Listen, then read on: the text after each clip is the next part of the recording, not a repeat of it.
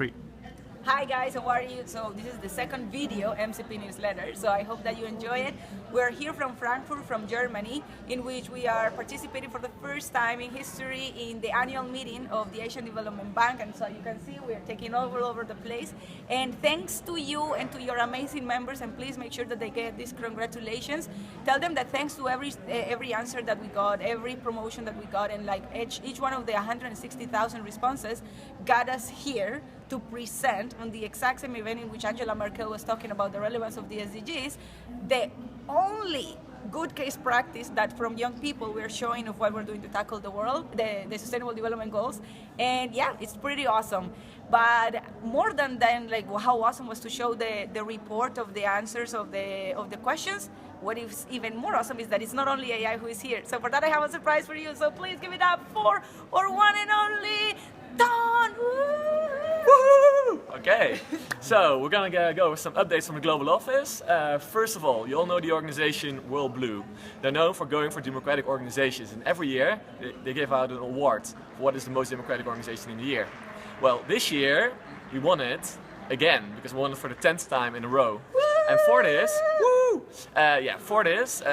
we're invited to a very high-level event, which is going to be in Miami. And Anna, is going there, and she's going to talk with some very high-level people, VPs, HR, about what makes ISAC such a unique and democratic organization. So this is all amazing. It shows all the good work we're doing, and that's it. And I want to give it up for the next update. This is Ellie. Woo! Hello guys! Oh, I'm in the PAI newsletter. That's amazing. Thank you, Anna, for the birthday gift. I'm here today to tell you how much AI makes summits this year. So obviously you've seen we've done a lot of summits with AI this year and still ongoing. So last week we had GLC from Portugal. Thanks for everybody who attended. It was, I think, amazing. I had some insights from people who were there. And this week we have the brand summit, putting the basis for our new brand and the brand alignment and so on. So good luck for the participants. And next week, already people taking over our roles. New steering team meeting. Congratulations guys, I wish you the best. Thank you for the steering team 15-16, we love you guys. Afterwards, AI will be starting transition. So obviously 16-17 is taking over our place, and then in transition to that, I will give it up for you to our... We took over! I don't know what I'm doing here. No, but most importantly, make sure that you're taking care of your successors, okay? Because I know at this point of time we're at a weird state. Anna and me are in transition. We're trying to figure out what's best for the organization next year. But I really need you guys to be able to support your current, your successors, so that they are being set up to take forward 16-17. It's going to be a challenging year. It's going to be super exciting, but we need them to be at their best, and that's up to you guys to make sure you're setting them up really well. So I just wanted to send that message, and more things to come. Anna. Awesome. So with that, guys, those were like the main updates that we have for you. But as usual, I like to share with you a little bit of like what should be the priorities, or at least some learnings that as in this journey of presidents we should be having. So from that, I only have two quick messages. The first one is to, in a very objective way, you embrace the success and the learnings of your year.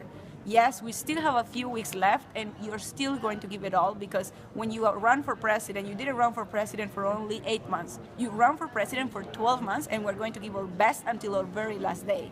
But let's admit it, we are almost done, and we need to start again in a neutral way, start analyzing the things that were very good and the things that were not very good. The things that were not very good, we need to accept them openly, humbly, like with a lot of humbleness, humility actually. Once we have that courage to look at the things that we didn't enjoy, that we knew that they're not good, or that at least could have been way much better, you need to accept that. You need to embrace those things, don't hide it, and be as honest as possible on what are those dark sides of your term. But then once you do that, be in peace with yourself. forgive yourself, forgive everything that could have happened in a much better way, and then start making peace with yourself and like the people around you, so you can move on to the second part, that is how to celebrate the successes that you had. And successes can be anything, not only the achievement, but also the learnings that you got throughout the journey. And think about the entity that you had at the beginning of your term and the entity that you're living right now. And how you're going to, in a very objective way, in a humble way, celebrate those things that the next generation can learn as much as possible from everything that we went through.